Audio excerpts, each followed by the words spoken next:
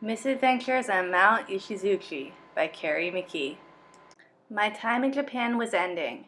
After a year of teaching English in a remote Japanese village on the island of Shikoku, it was time to return home. Before I left, a final adventure awaited. My family, both my parents and my brother, flew over from the United States to visit me and tour Japan.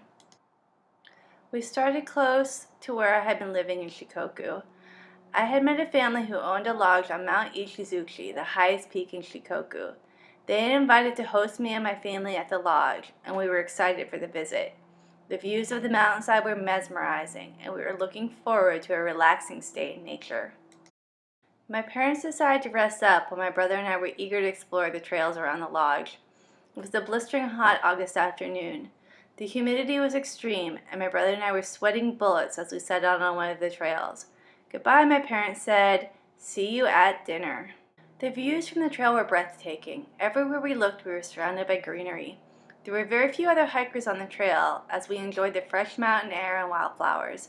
We wandered further along the trails, passing signposts written in kanji. We stopped to take a hilarious selfie of the two of us, feigning confusion at a sign.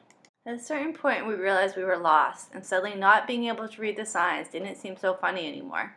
The sun began to set behind the peaks, and we started to panic. There were no other hikers in sight, and no cell phone service either. Our parents must have been worrying, wondering where we were. As we tried to make our way back, everything looked the same. Then we remembered the photo. No longer hilarious, we referred to the photo to try to determine if we were at the same signpost we had passed earlier. The kanji matched. As dark fell, we knew we were headed in the right direction. It was dark when we finally returned to the path that led up to the lodge. My parents and our Japanese hosts rushed out to greet us. They were so relieved that we wouldn't be spending the night in the wilderness, as were we.